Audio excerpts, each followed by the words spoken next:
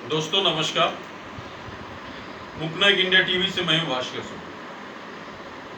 दोस्तों आपने पीके का नाम सुना ही होगा।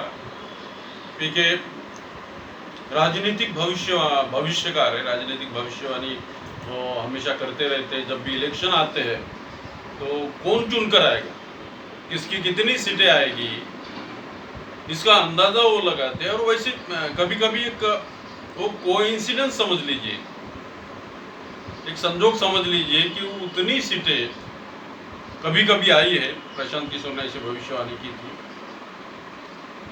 तो कभी कभी वो गलत भी होते हैं। लेकिन इस साल 2024 के इलेक्शन में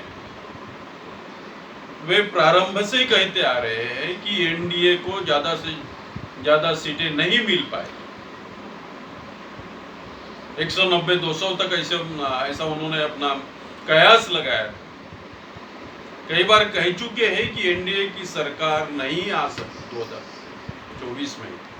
प्रधानमंत्री मोदी अब ज़्यादा नहीं टिक पाएंगे। उनका जो इम्पोर्टेंस था वो समाप्त हो चुका है। जो मोदी लहर थी वो समाप्त हो चुकी है, ऐसा कई बार कह चुके हैं। और अभी 2024 में ऐसी कोई लहर नहीं है। कांग्रेस गठबंधन एक मजबूती के साथ उभर कर आया है 2024 में, गली से लेकर दिल्ली तक। तो हर जगह आप देख लीजिए, कांग्रेस की ओर इस देश की जनता खींची गई है। कांग्रेस को ही जनता ने सर्वोपरि कहा है। और कांग्रेस की ही सरकार, कांग्रेस गठबंधन की सरकार इस साल आने की सबसे बड़ी संभावना है।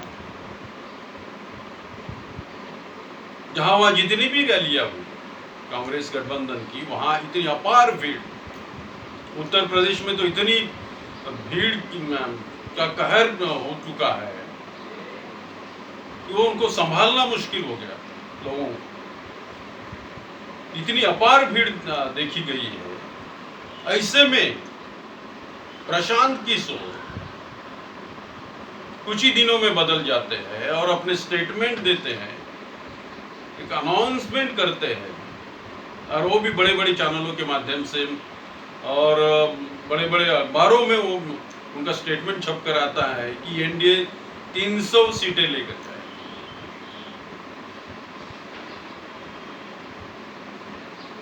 प्रशांत किशोर ये भूल गए कि उन्होंने पिछली बार कौन से स्टेटमेंट दिए थे। क्या ऐसी कोई डील हो चुकी है उनकी बीजेपी के साथ, या उनको मजबूरन ये कहना पड़ा कि 300 सीटें एनडीए लेकर जाएगी और एनडीए की सरकार बनेगी। ये कितना बड़ा विडंबना। लोग कैसे कैसे बदल जाते हैं, सच्चाई कुछ और रहती है, और लोग अपने पब्लिसिटी का मिसयूज करते हैं और कुछ भी अनाप शनाप स्टेटमेंट देकर इस देश की जनता को गुमराह करने की कोशिश करते हैं। ये कहां तक उचित?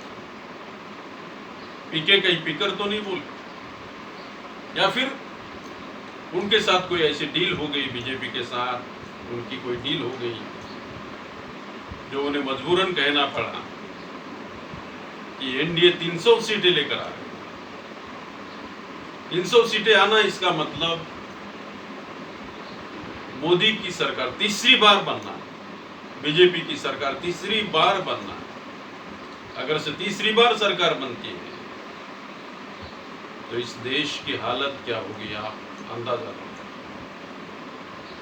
धन्यवाद।